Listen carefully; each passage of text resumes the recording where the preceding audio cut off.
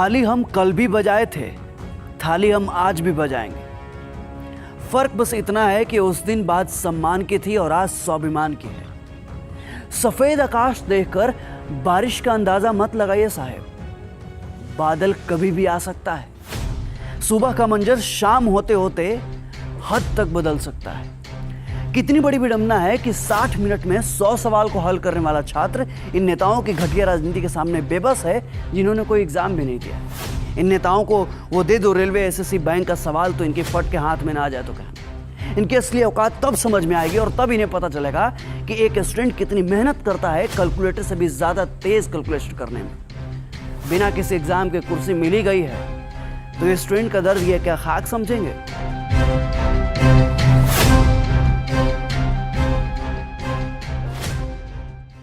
किंतु दुख तो तब होता है जब तंत्र और सिस्टम हमारे भावों को जख्मी घाव बना देता है, भविष्य को भूत के अंधकार में ढकेल कर रीढ़ की हड्डी तोड़ देता है। और इसी पीड़ा में हम समाज और परिवार के घावों को भी झेलते रहते हैं जीवन के साथ साथ। सर में चल रहे सरदर्द को तो हम किसी तरह सहन कर भी लेते हैं, पर जो दर्द और जख्म सरकार ने हमें बेरोजगार बना कर दिया है ना, वो सहन नहीं कर पाते। और जब यही दर्द, यही पीड़ा एक भयानक रूप लेता है तो दीमक की तरह रोज रोज हमारे जख्मों को कुरेदता है। और कभी कभी इस दर्द की पीड़ा हमारे लिए असहनीय भी हो जाती है। फिर भी ऊपर बैठे वोट की टकटकी लगाए हुक्मरानों को हमारी दर्द की चीखें सुनाई नहीं देती, और सुनाई देंगी भी कैसे?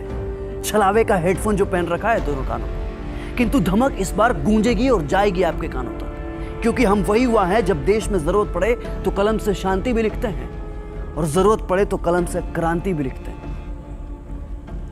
हमें इस कदर बेबस मत कीजिए साहब कि हम सृजन का कार विध्वंस में लगा दें।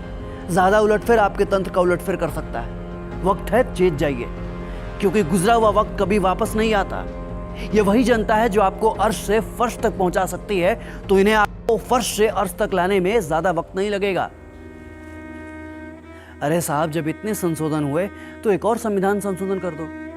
तय कर दो कि किसी भी एग्जाम का रिजल्ट और सिलेक्शन एक फिक्स टाइम पीरियड में होगा। अरे आप लोग पत्थर हैं, आप पत्थर की मूरत जो किसी भी सूरत में बदलने का नाम ही नहीं लेते। अरे आप वही नेता है ना जो कभी छात्र राजनीति का हिस्सा हुआ करते थे, और आज नेता बनकर जब सत्ता का हिस्सा बने तो हम छात्रों के साथ ही सत्ता की राजनीति कर रहे हैं। किंतु स्मरण रहे, ये पहली ऐसी लड़ाई है जिसमें हर युवा खुद सिपाही है, खुद सारथी है, खुद सेनापति है और खुद युद्ध निर्णायक भी है।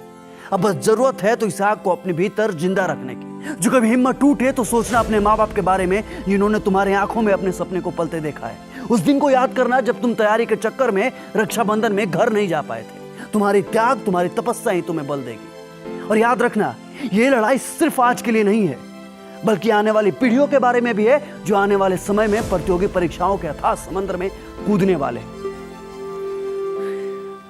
हम छात्रों का दुख दुनिया समझे या ना समझे, पर एक टीचर हमारे दुख को बखूबी समझता है।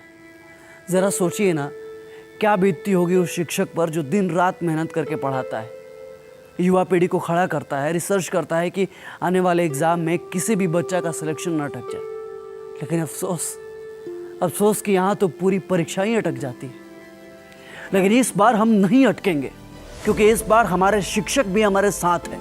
वही शिक्षक जिन्हें कोई सत्ता में चोर धनानंद उनके प्रस्ताव को ठुकरा कर उन्हें अपमानित करता है, तो उसके सत्ता का नाश करने के लिए चंद्रगुप्त मौर्य स्थापित कर देते हैं, जिन्हें आज चाणक्य कहकर हम प्रणाम करते हैं। अगर इस बार हम रुक गए, अगर इस बार हम चूक गए या फिर हमारी आवाज को दबा दिया गया, तो ये हिंदुस्तान के हर एक शिक्षक का अपमान होगा और आने वाली हर पीढ़ियों को ये कड़वा घूंट पीना ही होगा।